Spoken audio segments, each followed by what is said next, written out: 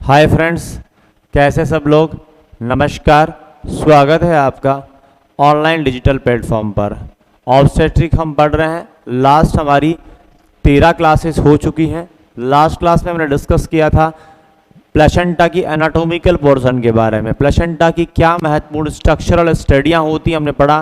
Placenta का वजन कितना होता है, प्लेसेंटा कहाँ पाई जाती है, अम्बिलिकल कॉर्ड में क्या क्या चीज़ें होती हैं।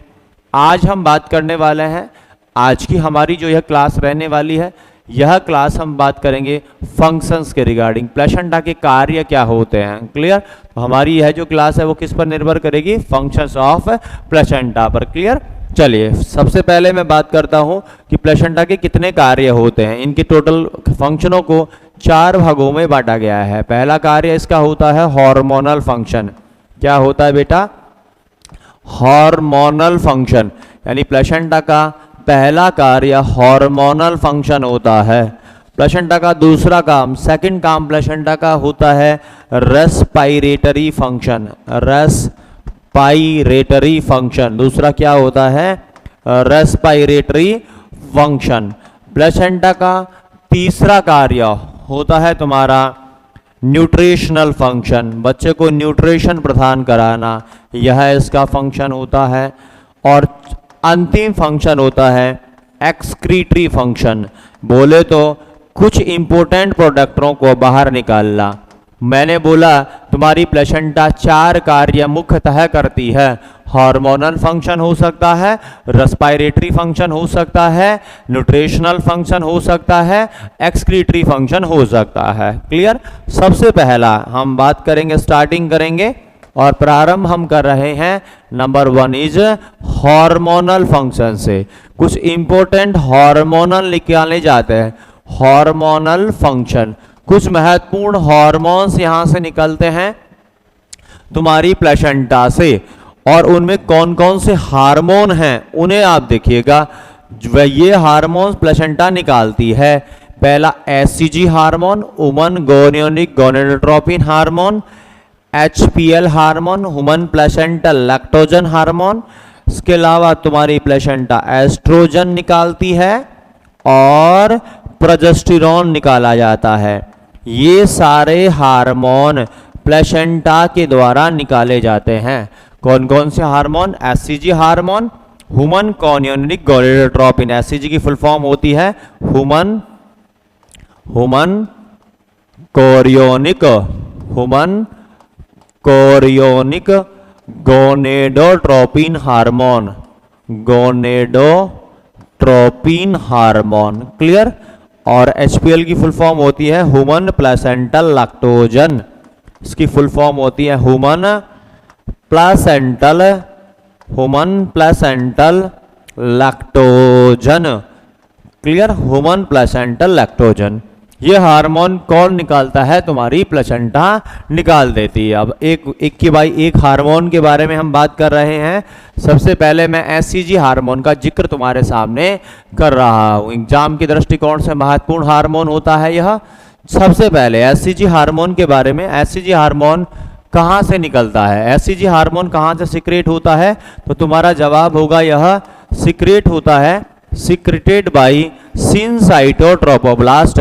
सिनसाइटोट्रोफोब्लास्ट है। कहां से निकलता है बेटा, सिनसाइटोट्रोफोब्लास्ट से। याद रखिएगा, जो सिनसाइटोट्रोफोब्लास्ट है, लास्ट स्ट्रक्चर जब हम पढ़ रहे थे एनाटॉमिकल पोर्शन प्लेसेंटा का, उसमें मैंने बताया तुम्हें कि प्लेसेंटा के अंदर एक जो बनते समय ब्लास्टोसाइट का इनर भाग और आउटर भाग बताया, वह सिनसाइटोट्रोफोब्लास्ट का नाम आया था।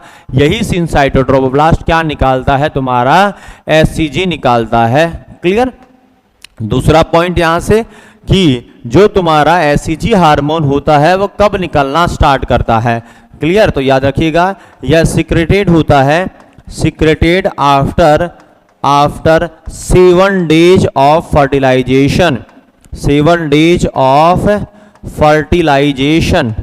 फर्टिलाइजेशन के 7 दिन पश्चात यह निकलता है। और कहाँ पाया जाएगा, एंड प्रेजेंट, यह मिलता है present in urine of female. महिला के यूरिन के अंदर जो एससीजी हार्मोन की प्रेजेंस देखी गई है, उपस्थिति देखी गई है बेटा जी, यह 7 दिन बाद देखी गई है फर्टिलाइजेशन के। याद रखिएगा यही प्रेगनेंसी टेस्ट होता है। हम जो है प्रेगनेंसी टेस्ट करते हैं ना, उसमें एससीजी हार्मोन को ही चेक किया जाता है। क्लियर?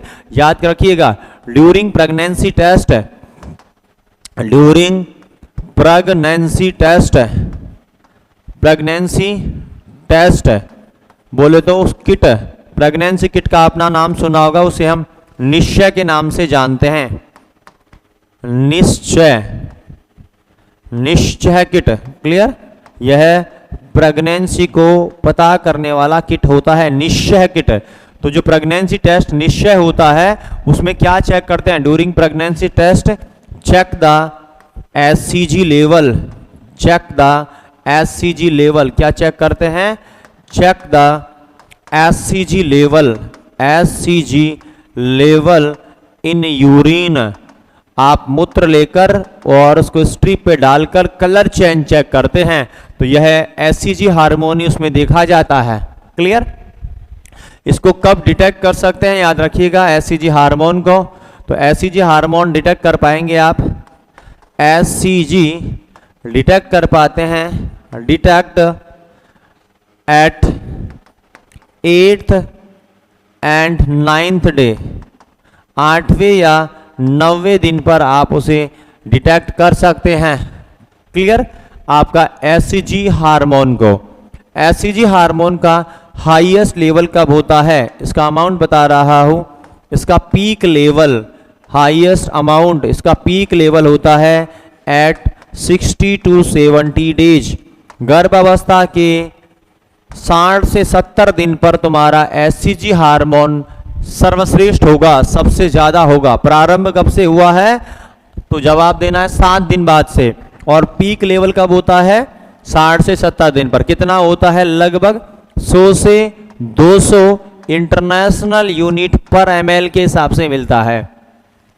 100 से 200 इंटरनेशनल यूनिट पर ml के हिसाब से दिखाई देगा।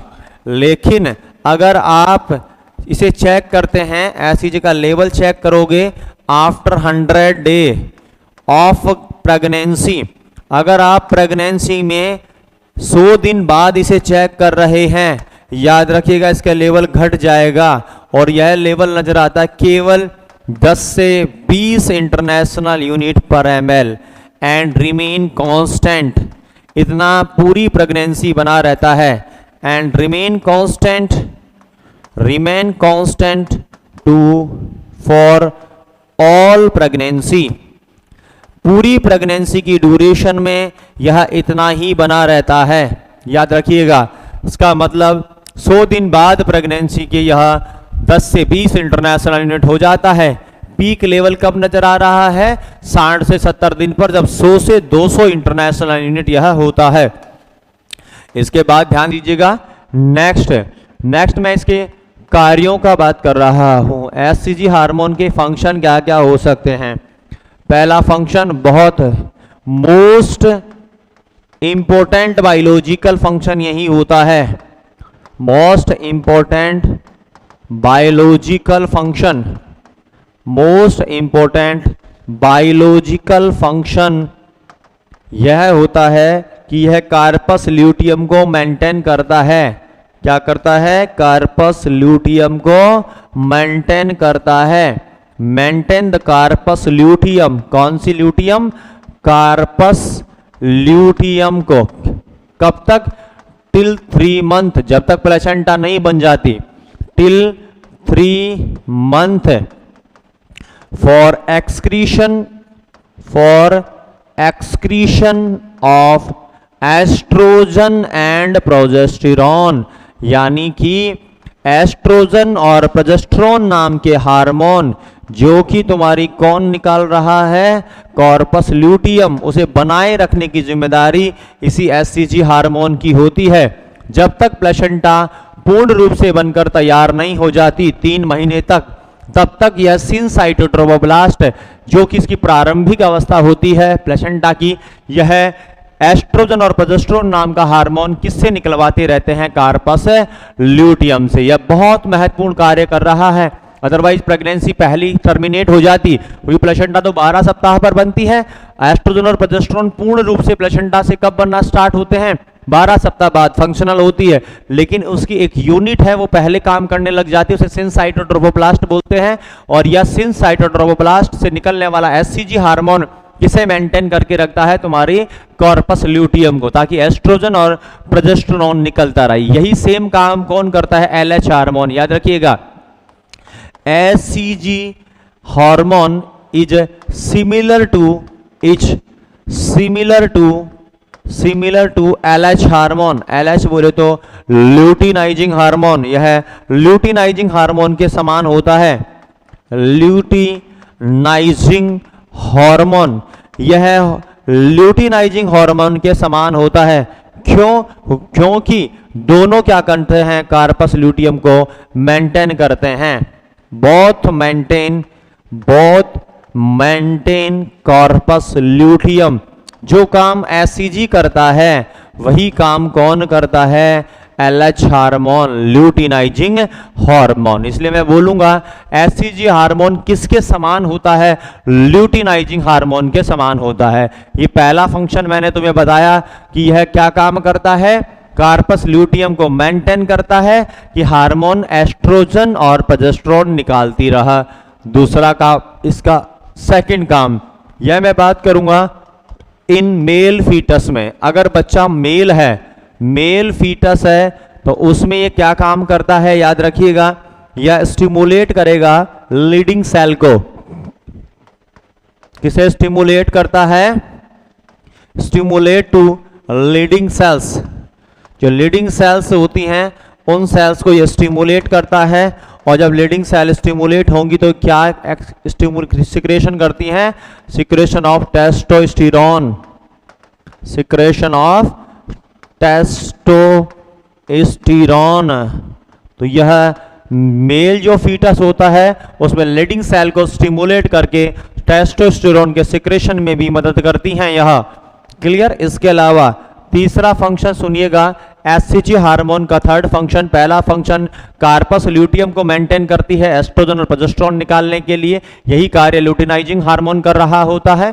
दूसरा इसका इंपॉर्टेंट फंक्शन यह है कि तुम्हारा एससीजी हार्मोन मेल फीटस के अंदर लीडिंग सेल को स्टिमुलेट करता है ताकि यह टेस्टोस्टेरोन हार्मोन निकाल सके। तीसरा इसका फंक्शन होता है एससीजी हार्मोन का। एससीजी हार्मोन क्या करेगा तुम्हारा? याद रखिए, एससीजी हार्मोन इम्यूनो सप्रेसेंट के रूप में काम करता है। इम्यूनो सप्रेशेंट या इम्यूनो सप्रेशेंट के रूप में काम करता है, इम्यून सिस्टम को सप्रेस करता है। इससे क्या होगा? इसका क्या बेनिफिट है? हमें तो इम्यूनिटी बढ़ानी चाहिए, ये इम्यूनिटी घटा रहा है। क्या करता है इससे? यह हेल्प करेगा बच्चे को एक्सेप्ट करने में, help in acceptance of foetus by maternal body. माताजी की जो शरीर है उसके लिए उसका बच्चा जो उसके वुम्ब में पल रहा है वो फॉरेन बॉडी है, क्योंकि माँ का प्रोडक्ट उसमें पापा का भी योगदान है, बाहर का प्रोडक्ट किसी दूसरी बॉडी में रह रहा है। मतलब जब माँ के यूट्रस में बच्चा होता है तो माँ की बॉडी से फॉरेन बॉडी समझती है, उसके खिलाफ एंटीबॉडी बना सकती है, उसे मार सकती है।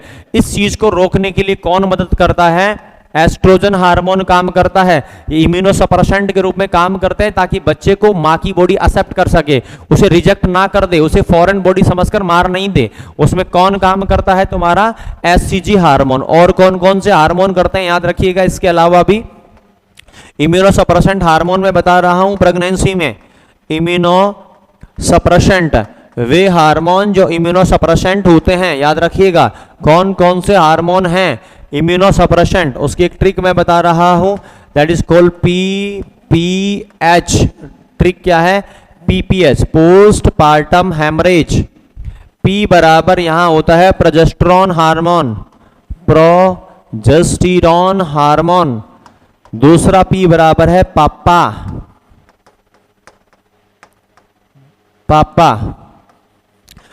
Pregnancy associated plasma protein A, इसे बोलते हैं pregnancy associated pregnancy associated plasma protein A स्कोल पापा।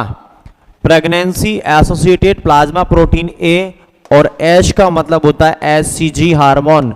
ये तीनों हार्मोन ही मिलकर इम्यूनोसप्रेसेंट का कार्य करते हैं और माता जी की बॉडी के द्वारा बच्चे को एक्सेप्ट कराने में मदद करते हैं। क्लियर है सारे पॉइंट, तीनों फंक्शन क्लियर हुई कि क्या क्या काम यह करता है, क्लियर। इसके अलावा मैं इंपॉर्टेंट चीजें यहां से बता रहा हूं, उसका लेवल कब बढ़ सकता है, इंक्रीज एचसीजी। एचसीजी का लेवल कब बड़ा मिल सकता है, तो निम्नलिखित कंडीशन में बढ़ जाता है। पहली कंडीशन बता रहा हूं जिसमें बड़ा मिलेगा, मल्टीपल प्रेगनेंसी। मल्टीपल प्रेगनेंसी, अगर किसी महिला के अंदर एक से ज्यादा बच्चे अंदर ग्रोथ कर रहे हैं, उसके अंदर याद रखिएगा एचसीजी का हार्मोन ज्यादा होगा। दूसरा, hyper emesis gravidarum. Hyper emesis gravidarum, महिला के अंदर जब गर्भावस्था के अंदर सीवियर मात्रा में वोमिटिंग होती है उसे हाइपर एमेसिस ग्रेविडेरम बोलते हैं। इस अवस्था में भी एचसीजी हार्मोन ज्यादा देखा गया है। तीसरा, हाई डर्टी फॉर्म मोल। हाई डर्टी फॉर्म मोल, आपने सुना होगा हाई डर्टी फॉर्म मोल या वेसिकुलर मोल। वेसिकुलर मोल जो कि एक एबनॉर्मलिटी होती है, इसमें ग्रैप लाइक अपीयरेंस नजर आता है। इस अवस्था में भी तुम्हारी प्लेसेंटा के द्वारा एचसीजी हार्मोन का स्रवण ज्यादा होता है, याद रखिए। इसके अलावा down syndrome. Down syndrome, down syndrome के अंदर भी आपको याद रखिएगा नजर आएगा एचसीजी हार्मोन की अधिकता। 4 अवस्थाओं में एचसीजी हार्मोन ज्यादा निकलता है, मल्टीपल प्रेगनेंसी में, हाइपर एमेसिस ग्रेविडेरम के अंदर, हाइडेटिफॉर्म मोल या वेसिकुलर मोल में और डाउन सिंड्रोम में। क्लियर। एचसीजी का लेवल कब कम हो जाता है यह भी देखिएगा, डिक्रीज एचसीजी। एचसीजी हार्मोन का लेवल कब तुम्हें कम नजर आ सकता है, तो सबसे पहले अबॉर्शन में देखने को मिल सकता है। जब अबॉर्शन हो जाएगा, प्रोडक्ट ही अंदर नहीं है, तो एचसीजी हार्मोन कम ही निकलेगा।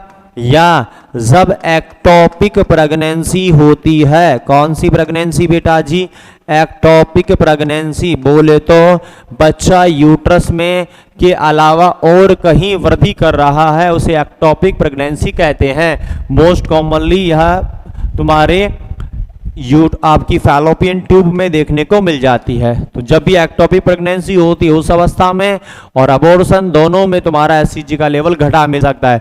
4 अवस्थाओं में बढ़ता है, 2 अवस्थाओं में घट जाता है। याद रखिएगा, एग्जाम के लिए इंपॉर्टेंट पॉइंट है दोनों। इसके लिए एक टेस्ट भी करते हैं, उन टेस्टों को याद रखिएगा। इसे ट्रिपल टेस्ट के नाम से जाना जाता है। Triple test. ट्रिपल टेस्ट में हम 3 हार्मोनों को चेक करते हैं। Check the 3 hormones. इसमें हम 3 हार्मोन चेक करते हैं। Check 3 hormones. 3 हार्मोनों को चेक किया जाता है इसके अंदर, और उन हार्मोनों में जो हार्मोन्स आते हैं, पहला हार्मोन है एम हार्मोन, दूसरा हार्मोन एच हार्मोन, तीसरा हार्मोन ई हार्मोन। क्लियर। एम बराबर है maternal serum alpha fetoprotein level. Maternal serum alpha fetoprotein. Maternal serum alpha fetoprotein, यह हार्मोन याद रखिएगा कौन सा हार्मोन है, maternal serum alpha fetoprotein. Maternal serum alpha fetoprotein level. एक और बात बता रहा हूं इस हार्मोन के बारे में भी, जो maternal serum alpha fetoprotein level है, ये कब बढ़ जाता है, किस अवस्था में बड़ा मिलेगा और कब घटा मिलेगा, याद रखिएगा। यह बढ़ जाता है, इंक्रीज हो जाता है निम्नलिखित अवस्थाओं में, जिसमें आता है तुम्हारा बढ़ने के अंदर neural tube defect, neural tube defect, आपने पढ़ा होगा न्यूरल ट्यूब डिफेक्ट, इसे NTD बोलते हैं। जब किसी व्यक्ति को न्यूरल ट्यूब डिफेक्ट की समस्या है, उसमें maternal serum alpha fetoprotein level बड़ा होगा। दूसरा, अगर किसी को स्पाइना बाइफिडा है, स्पाइना बाइफिडा है, स्पाइना बाइफिडा के अंदर भी याद रखिएगा क्या हो जाता है, मैटरनल सीरम अल्फा फीटोप्रोटीन का लेवल ज़्यादा होता है। एक और इम्पोर्टेंट क्वेश्चन यहाँ से, जो न्यूरल ट्यूब डिफेक्ट है उसका मेन कोज क्या होता है, इसका मोस्ट कॉमन कारण क्या होता है, तो याद रखिएगा जिंक और फोलिक एसिड की deficiency, zinc and folic acid deficiency, बच्चे के अंदर इसकी कमी हो जाना, यानी मां ने गर्भावस्था में अगर जिंक या फोलिक एसिड नहीं लिया है तो उसके बच्चे में क्या हो सकता है, न्यूरल ट्यूब डिफेक्ट। और इसमें भी दोनों में से मोस्ट कॉमन पूछा जाए तो जवाब होगा फोलिक एसिड, जवाब क्या होगा, फोलिक एसिड। क्लियर, जिंक और फोलिक एसिड, उसमें जवाब क्या होगा, फोलिक एसिड। क्लियर, तो इसकी वजह से होता है न्यूरल ट्यूब डिफेक्ट। इसका लेवल कब कम हो जाता है, मतलब maternal serum alpha fetoprotein level कब कम हो जाता है, तो जवाब होगा डाउन सिंड्रोम में। कौन से सिंड्रोम में, डाउन सिंड्रोम में। याद रखिएगा maternal serum alpha fetoprotein level कब बढ़ जाता है, दो अवस्थाओं में मैंने बताया, न्यूरल ट्यूब डिफेक्ट और स्पाइना बाइफिडा में, और कब कम हो जाता है, डाउन सिंड्रोम में। क्लियर है। दूसरा हार्मोन यहाँ पहला क्लियर हुआ, maternal serum alpha fetoprotein level triple test में। दूसरा सेकंड एससीजी हार्मोन होता है जिसका पूरा विवरण मैं तुम्हें दे ही चुका हूं। तीसरा हार्मोन यहाँ एस्ट्रोजन आता है, ई बराबर oestrogen hormone, oestrogen hormone. Oestrogen hormone कब कम हो सकता है, याद रखिएगा एस्ट्रोजन हार्मोन की कमी तुम्हें नजर आ सकती है कब, जब अबॉर्शन हो जाएगा, याद रखिएगा अबॉर्शन में और एक्टोपिक प्रेगनेंसी में, एक्टोपिक प्रेगनेंसी में, इन अवस्थाओं में तुम्हारा एस्ट्रोजन हार्मोन कम नजर आ सकता है। इन तीनों हार्मोनों के लिए एक टेस्ट करते हैं, उसका नाम क्या होता है, ट्रिपल टेस्ट। क्या होता है बेटा जी, ट्रिपल टेस्ट। एक नया टेस्ट भी करते हैं आजकल, quadruple test, quadruple test. Quadruple का मतलब कितने हार्मोन चेक होंगे, 4 हार्मोन चेक होंगे इसके अंदर, और उसमें पहला हार्मोन तो मैटरनल सीरम अल्फा फीटोप्रोटीन है, दूसरा हार्मोन एससीजी है, तीसरा हार्मोन एस्ट्रोजन है। मतलब जो ऊपर तीनों आए थे, तीनों के तीनों इसमें भी रहते हैं, लेकिन इसमें चौथा हार्मोन आता है, उसका नाम है inhibin A, inhibin A, inhibin A. ये सब चीजें मैंने जो बताई तुम्हें, this all are related to the SCG hormone. Since cytotrophoblast से निकलता है, 7वें दिन निकलना प्रारंभ करता है, 8 से 9वें दिन पर डिटेक्ट कर लेते हैं, यूरिन में पाया जाता है। प्रेगनेंसी टेस्ट, जो निश्चय टेस्ट करते हैं, वह इसी एससीजी हार्मोन को चेक किया जाता है। पीक लेवल 60 से 70 दिन पर होता है, लगभग 100 से 200 इंटरनेशनल यूनिट पर एमएल के हिसाब से। इसका लेवल 100 दिन बाद घट जाता है, 10 से 20 इंटरनेशनल यूनिट पर एमएल के हिसाब से पहुंच जाता है। यह इंपॉर्टेंट कार्य क्या करता है, कार्पस ल्यूटियम को बनाए रखता है 3 महीने तक, ताकि एस्ट्रोजन और प्रोजेस्टेरोन निकलता रहे। यही सेम कार्य ल्यूटिनाइजिंग हार्मोन करता है। मेल फीटस में एससीजी के द्वारा लीडिंग सेल को स्टिमुलेट किया जाता है ताकि टेस्टोस्टेरोन निकल सके। तीसरा और बहुमूल्य कार्य इसका होता है, तुम्हारे इम्यूनोसप्रेसेंट के रूप में काम करता है। माँ की बॉडी को सप्रेस करके रखता है ताकि वह बच्चे को एक्सेप्ट कर सके, उसे रिजेक्ट ना कर दे, उसके खिलाफ एंटीबॉडी ना बना दे। और कौन कौन से हार्मोन इम्यूनोसप्रेसेंट होते हैं, जवाब होगा पीपीएच हार्मोन, पी बराबर प्रोजेस्टेरोन हार्मोन, दूसरा पी बराबर पापा, दूसरा पी बराबर होता है पापा, उसका नाम है pregnancy associated plasma protein A, और सबसे लास्ट में मैंने बोला एच बराबर एससीजी हार्मोन। ये सारे के सारे हार्मोन जो होते हैं वह इम्यूनोसप्रेसेंट होते हैं।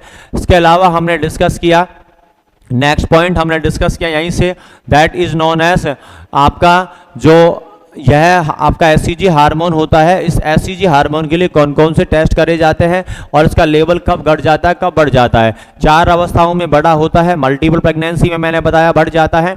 दूसरा मैंने बोला हाइडेटिव फॉल मॉम में बढ़ जाता है। हाइपर एमेसिस ग्रेविडेरम में बढ़ा मिलेगा और सबसे लास्ट में डाउन सिंड्रोम में बढ़ा मिलता है। कौन कौन सी अवस्थाओं में कम हो जाता है, एक्टोपिक प्रेगनेंसी में कम हो जाता है। साथ ही साथ तुम्हें किस में कम नजर आएगा, यह एक्टोपिक प्रेगनेंसी के अलावा याद रखिएगा अबॉर्शन में भी कम देखने को मिल जाता है। इसके अलावा हमने डिस्कस किया आपका ट्रिपल टेस्ट और क्वाड्रपल टेस्ट। ट्रिपल टेस्ट में 3 हार्मोन चेक करते हैं हम। पहला hormone maternal serum alpha fetoprotein level होता है, दूसरा एससीजी हार्मोन होता है, तीसरा तुम्हारा हार्मोन होता है एस्ट्रोजन हार्मोन।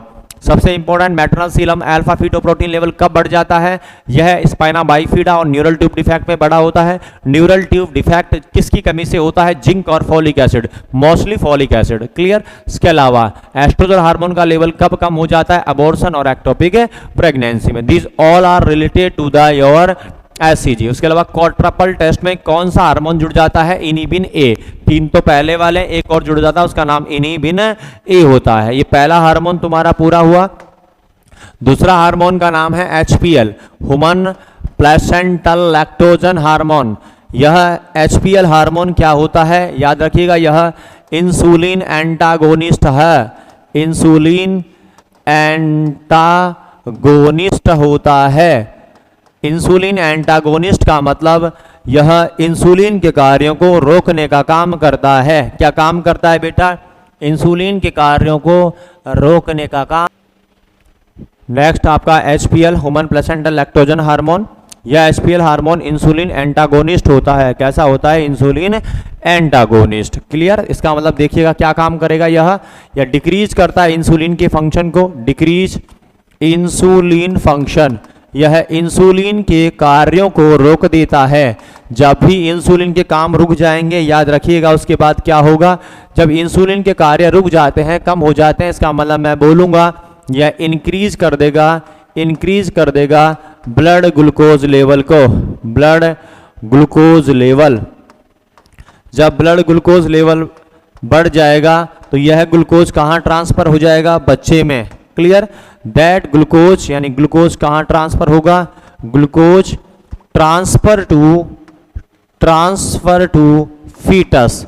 यह ग्लूकोज बच्चे में ट्रांसफर हो जाएगा माताजी से, मतलब माताजी के का ग्लूकोज बच्चे में भेजने के लिए एचपीएल हार्मोन जिम्मेदार होता है, ह्यूमन प्लेसेंटल लैक्टोजन। क्लियर। गर्भावस्था में कौन सी अवस्था होती है, हाइपोग्लाइसीमिया की हाइपरग्लाइसीमिया। तो याद रखिएगा प्रेगनेंसी में दोनों अवस्थाएं बनती हैं। प्रेगनेंसी में just immediately after the meal, खाना खाने के तुरंत बाद, just immediately after the meal, जैसे ही महिला खाना खाती है, याद रखिएगा उस समय उसकी बॉडी में होता है हाइपरग्लाइसीमिया, क्योंकि यह ग्लूकोज लेवल कहाँ चला जाता है, ये जब बढ़ेगा तभी तो ये कहाँ जाएगा, बच्चे में। लेकिन कुछ समय बाद जब समय बढ़ जाता है, लेटर ऑन, मैं बोलूँगा कुछ समय बाद, कुछ समय बाद, भोजन के कुछ समय बाद, लेटर ऑन आफ्टर मील या after some time of the meal, later on after meal, खाना खाने के कुछ समय पश्चात आप देखोगे महिला की बॉडी में क्या हो जाएगा, हाइपोग्लाइसीमिया हो जाएगा। क्या हो जाएगा, हाइपोग्लाइसीमिया। क्यों हुआ बेटा हाइपोग्लाइसीमिया, क्योंकि यह ग्लूकोज कहाँ ट्रांसफर हो गया, बच्चे में। बिकॉज ग्लूकोज कहाँ ट्रांसफर हो गया, ग्लूकोज ट्रांसफर इनटू फीटस। जब बच्चे में ग्लूकोज चला गया, इस वजह से याद रखिएगा महिला में हाइपोग्लाइसीमिया हो जाता है। मतलब एचपीएल हार्मोन इंसुलिन के कार्य को रोकता है ताकि ग्लूकोज लेवल बढ़ता है, बढ़ा हुआ ग्लूकोज महिला से बच्चे में चला जाता है और खाना खाते ही तो ग्लूकोज बढ़ता है और उसके बाद घट जाता है। तो दोनों अवस्थाएं होती है। Pregnancy is state of hypoglycaemia and hyperglycaemia. लेकिन अधिकांश कौन सा होगा? अगर इन दोनों में भी मैं पूछूं तो बताओ खाना दिन में कितनी बार खाते हैं? 2 बार 3 बार। बाकी समय तो कैसा रहता है खाना खाने के बिना? तो अगर मोस्ट कॉमनली पूछा जाए कि पूरे दिन में अधिकांश समय बॉडी में क्या रहता है, तो हाइपोग्लाइसीमिया। क्योंकि खाना खाने की थोड़ी देर तक ही तो हाइपर होगा, उसके बाद तो पूरे दिन में कैसा रहता है? हाइपोग्लाइसीमिया। मतलब थोड़ी देर के लिए ग्लूकोज बढ़ता है, उसके बाद कम ही रहता है। तो पूरे दिन में एवरेज निकाला जाए तो ज्यादातर शरीर में क्या नजर आता है? हाइपोग्लाइसीमिया। तो pregnancy is state of mostly hypoglycaemia, but it may also seen the hyperglycaemia just after the meal. कुछ समय खाना खाने के बाद आपको हाइपरग्लाइसीमिया भी देखने को मिल सकता है। इसीलिए एक एडवाइस देते हैं, इसीलिए महिला को एक एडवाइस दिया जाता है कि उसे कैसा खाना चाहिए। महिला को हम एडवाइस देते हैं फॉर फ्रीक्वेंट मील, बार बार खाने की सलाह दी जाती है कि उसे बार बार भोजन करना चाहिए ताकि उसका ग्लूकोज लेवल मेंटेन रह सके। इसलिए फ्रीक्वेंट मील की हम सलाह दे देते हैं। तीसरा हार्मोन, 2 हार्मोन पूरे हुए। तीसरे हार्मोन है एस्ट्रोजन और progesterone. Oestrogen and progesterone hormone. Clear? ये दोनों हार्मोन क्या करते हैं याद रखिएगा, ये दोनों एंडोमीट्रियल प्रिपरेशन में काम आते हैं। क्या करते हैं? Endometrial preparation, maintain endometrial preparation, endometrial की ग्रोथ करने के लिए यह दोनों जिम्मेदार हैं। एंडोमीट्रियल प्रिपरेशन, जैसे जैसे बच्चा बड़ा होगा वैसे वैसे एंडोमीट्रियम बड़ी होनी चाहिए, मोटी होनी चाहिए। उसके लिए एस्ट्रोजन और प्रोजेस्टेरॉन काम करते हैं। यहाँ पर मैं कुछ बातें प्रोजेस्टेरॉन के रिगार्डिंग और करूँगा, क्योंकि यह हार्मोन प्रेगनेंसी में बहुत काम आने वाला हार्मोन है। प्रोजेस्टेरॉन में सबसे पहला पॉइंट याद रखिएगा, इसे बोलते हैं प्रेगनेंसी मेंटेनिंग हार्मोन। क्या बोलते हैं? Pregnancy maintaining hormone. Pregnancy maintaining hormone इसे कहा जाता है। क्यों कहा जाता है याद रखिएगा, क्योंकि यह कैसा होता है। नंबर 2 पॉइंट लिख रहा हूं, यह टोकोलाइटिक है। टोकोलाइटिक, टोकोलाइटिक का मतलब होता है कि यह यूट्राइन मसल्स को रिलैक्स करता है। यूट्राइन मसल रिलैक्सेंट है। यूट्राइन मसल रिलैक्सेंट होता है, यानी यूट्रस की मसल को रिलैक्स करके रखता है। जब यूट्राइन मसल रिलैक्सेंट होगा, इसका मतलब मैं क्या बोल दूंगा, यह यूट्राइन कॉन्ट्रैक्शन को कम करता है। डिक्रीज यूट्राइन कॉन्ट्रैक्शन, यूट्रस की मसल्स को कॉन्ट्रैक्ट होने से रोकता है। जब यूट्रस की मसल कॉन्ट्रैक्ट नहीं करेंगी, इसका मतलब अबॉर्शन नहीं होगा, प्रेगनेंसी बनी रहती है लंबे समय तक। यह इसका इंपॉर्टेंट काम होता है। इसके अलावा एक और काम होता है इसी का, याद रखिएगा। तीसरा काम, यह भी इंसुलिन एंटागोनिस्ट होता है। इंसुलिन एंटागोनिस्ट होता है। इंसुलिन एंटागोनिस्ट, यह इंसुलिन की फंक्शनों को कम करता है। इसके अलावा इम्यूनोसप्रेसेंट, मैंने अभी आपके एससीजी के दौरान बताया था कि यह भी इम्यूनोसप्रेसेंट होता है, यानी कि आपके इम्यून सिस्टम को, महिला के इम्यून सिस्टम को सप्रेस करता है ताकि महिला की बॉडी बच्चे को एक्सेप्ट कर सके। ये 4 इंपॉर्टेंट कार्य करता है प्रोजेस्टेरॉन। पहला, प्रेगनेंसी मेंटेनिंग हार्मोन, टोकोलाइटिक कार्य इसका होता है, यूट्राइन को मसल को रिलैक्स करता है, यूट्रस को कॉन्ट्रैक्ट होने से बचाता है। इसके अलावा इंसुलिन का एंटागोनिस्ट काम करता है और इम्यूनोसप्रेसेंट की भांति भी काम करता है। क्लियर है? क्लियर। इसके अलावा सुनिएगा, at the time of labour क्या होगा। At the time of labour, अरे डिलीवरी करवाते समय हमें यूट्रस को कॉन्ट्रैक्ट करवाना होगा। इसका मतलब कौन सा हार्मोन घटाना होगा?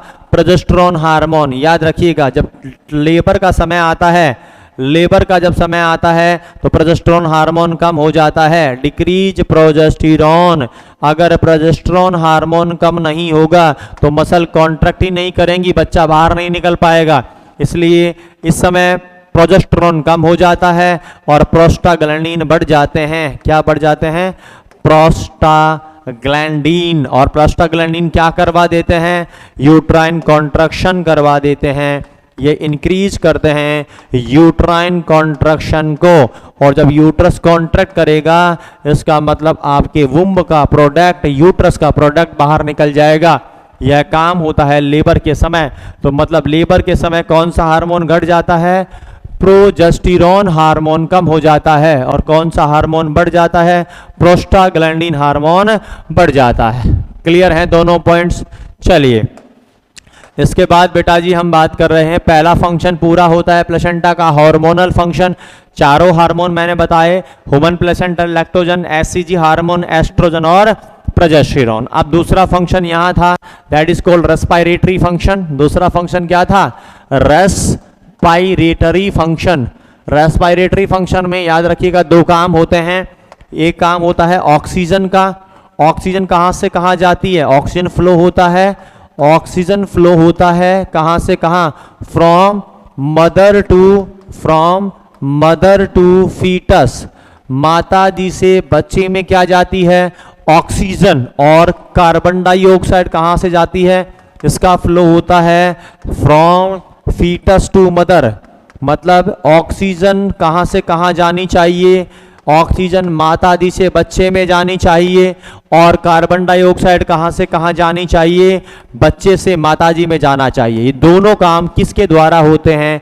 याद रखिएगा बोथ परफॉर्म होते हैं, both by simple diffusion method. Placenta में सिंपल डिफ्यूजन प्रक्रिया के द्वारा यह दोनों कार्य संपन्न हो जाते हैं। मतलब प्लेसेंटा के द्वारा आपका ऑक्सीजन और कार्बन डाइऑक्साइड दोनों का आवागमन होता है। माता जी से ऑक्सीजन बच्चे में जाती है और बच्चे की कार्बन डाइऑक्साइड माता जी में आ जाती है। और कार्य किसके द्वारा होता है? सिंपल डिफ्यूजन के द्वारा। कौन से प्रक्रिया के द्वारा होगा? सिंपल डिफ्यूजन के द्वारा यह कार्य संपन्न हो जाता है। क्लियर है बेटा? तीसरा काम मैंने बोला न्यूट्रिशनल फंक्शंस। न्यूट्रिशनल फंक्शंस में याद रखिएगा कुछ इंपॉर्टेंट न्यूट्रिशनल प्रोडक्ट भी ट्रांसफर होते हैं माता जी से बच्चे में। क्लियर? यानी न्यूट्रिशनल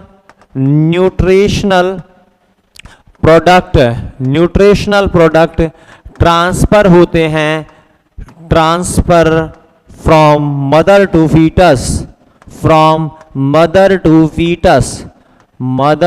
फीटस। माता जी से बच्चे में कुछ इंपॉर्टेंट प्रोडक्ट बाहर जाते हैं। चलिए का बात करते हैं उसके बारे में, कैसे कैसे जाते हैं। सबसे पहला ग्लूकोज जाता है माँ से बच्चे में, किस प्रक्रिया के द्वारा? याद रखिएगा यह ट्रांसफर होता है बाय फैसिलिटेटेड डिफ्यूजन। जो प्रक्रिया होगी उसका नाम होगा फैसिलिटेटेड डिफ्यूजन के द्वारा। और कौन सी protein? Of facilitated diffusion of mediator proteins. यह मीडिएटर प्रोटीन्स के द्वारा जाता है। कुछ मीडिएटर प्रोटीन होती हैं जो ग्लूकोज को पकड़कर माता जी से बच्चे में ले जाती हैं। तो ग्लूकोज का ट्रांसफर होता है कौन से मेथड के द्वारा? फैसिलिटेटेड डिफ्यूजन, और साथ कौन देता है? Mediator protein. दूसरा अमाइनो एसिड बोले तो प्रोटीन डेरिवेटिव, यह ट्रांसफर होते हैं बाय एक्टिव ट्रांसपोर्टेशन। इनका कार्य होता है by active transportation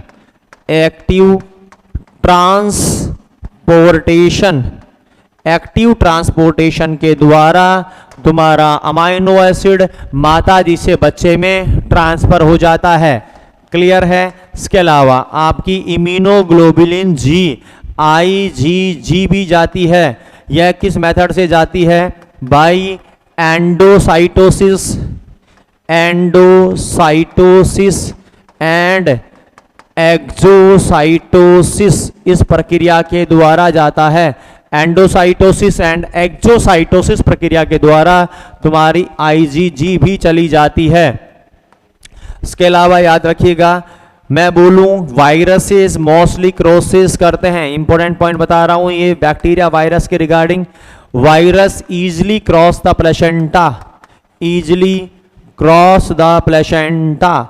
viruses placenta को बड़ी आसानी से क्रॉस करते हैं। Clear. Most of the drugs, अधिकांश दवाइयां भी क्रॉस कर लेती हैं क्रॉस द प्लेसेंटा, यानी कि प्रेगनेंसी में बहुत ज़्यादा दवाइयों का इस्तेमाल नहीं करना चाहिए क्योंकि दवाइयां माता जी से बच्चे में भी जाती हैं। इसके अलावा बैक्टीरिया बड़ी हार्डली क्रॉस करते हैं, बैक्टीरिया आसानी से नहीं करते हैं।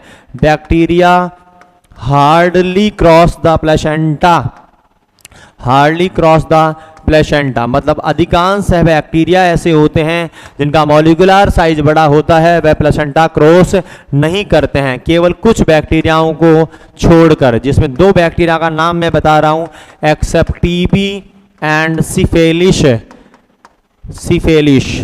टीबी और सिफिलिस जो होता है, इसके एजेंट बड़ी आसानी से प्लेसेंटा क्रॉस कर लेते हैं, बाकी क्रॉस नहीं कर पाते हैं। इसके अलावा पैरासाइट देखिएगा, पैरासाइट जो होते हैं उसमें मोस्टली कौन सा क्रॉस करता है, याद रखिएगा टॉक्सोप्लाज्मा गोनेडी, टॉक्सोप्लाज्मा, यह जो टॉक्सोप्लाज्मा है यह आसानी से प्लेसेंटा क्रॉस कर लेता है, जिसे हम टॉर्च के नाम से भी जानते हैं, आपने सुना होगा टॉर्च, यह है टॉक्सोप्लाज्मोसिस। टॉर्च इन्फेक्शन जो होता है वह बड़ी आसानी से क्रॉस कर लेता है प्लेसेंटा को। ये सारी चीज़ें हमने न्यूट्रिशनल पॉइंट ऑफ व्यू से पढ़ी है और कुछ इम्यूनोलॉजिकल चीज़ें भी पढ़ी, बैक्टीरिया वायरसेस के बारे में बात करा, कौन सा क्रॉस करता है कौन सा नहीं करता। चौथा और अंतिम फंक्शन है प्लेसेंटा का, एक्सक्रीटरी फंक्शन होता है, एक्सक्रीटरी फंक्शन होता है। याद रखिएगा एक्सक्रीटरी में कुछ वेस्ट प्रोडक्ट एक्सक्रीट करता है प्लेसेंटा, याद रखिएगा वेस्ट प्रोडक्ट ऑफ फीटस, बच्चे के वेस्ट प्रोडक्ट एक्सक्रीट करे जाते हैं, excreted by placenta into mother, किधर की साइड डाल देते हैं ये, माता जी की तरफ, और माता जी की तरफ से फिर ये बाहर निकल जाते हैं। क्लियर। तो माता जी के अंदर कुछ इंपॉर्टेंट चीज़ें यह प्लेसेंटा वापस लाती है, जिसमें कौन कौन से हैं देखिएगा, जैसे यूरिया, यूरिक एसिड, तुम्हारा क्रिएटिनिन, ये सारे वेस्ट प्रोडक्ट तुम्हारी प्लेसेंटा एक्सक्रीट कर देती है। क्लियर। ये सारे के सारे चीजें हमने प्लेसेंटा के फंक्शन में पढ़ी हैं। 4 फंक्शन मोटे मोटे तौर पर याद रखना है, hormonal function, nutritional function, respiratory function, excretory function. Hormone याद रखना, SCG hormone, HPL hormone, oestrogen और प्रोजेस्टेरोन। रेस्पिरेटरी में ऑक्सीजन और कार्बन डाइऑक्साइड का ट्रांसफर होता है। न्यूट्रिशन में ग्लूकोज, अमाइनो एसिड और प्लाज्मा प्रोटीन्स ट्रांसफर होती हैं, और एक्सक्रीटरी में वेस्ट प्रोडक्ट बाहर निकल जाता है। क्लियर। आज की क्लास में इतना ही। Thank you. इसी के साथ प्लेसेंटा समाप्त होती है। प्लेसेंटा की पहली क्लास हमने एनाटॉमी की ली, दूसरी क्लास फिजियोलॉजी की हो गई है। प्लेसेंटा की सारी चीज़ें हमने डिस्कस कर ली है। एबनॉर्मलिटी जो है, डिसऑर्डर है, वो अलग से हम पढ़ लेंगे। क्लियर। Thank you. मिलते हैं नेक्स्ट क्लास में नई चीज़ के साथ।